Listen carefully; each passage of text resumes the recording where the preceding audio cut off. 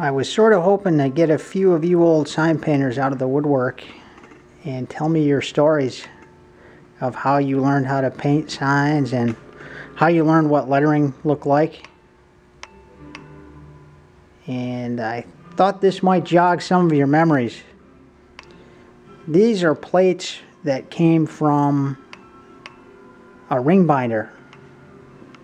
And that ring binder was a textbook at Butera School in Boston.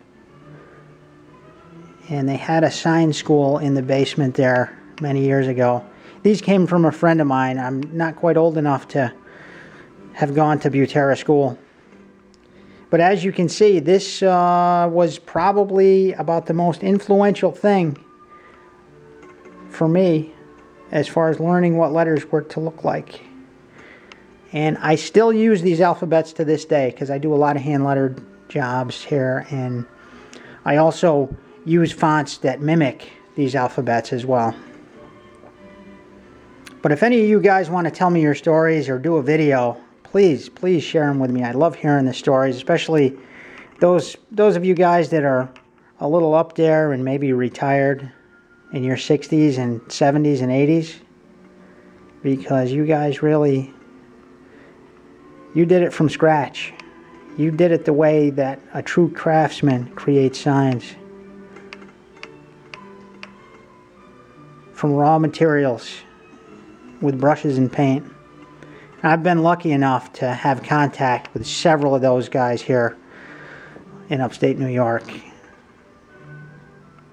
There was, of course, Bill O'Connor that got me started. He was my high school art teacher.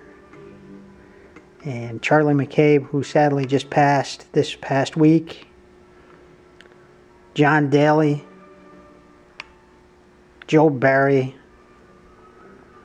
And these came from Roger Schoen. And all of those gentlemen were a great influence on me.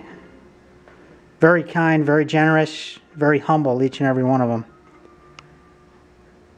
But anyway, I hope everybody's doing well. And please, any of you old sign painters that happen to watch this, please get back to me. Do a video. Show me your stuff. I'd really love to see it. I'm always fascinated by you gentlemen and what you've done. And love to see it. Anyway, thanks so much for watching, you guys, and I'll see you again soon.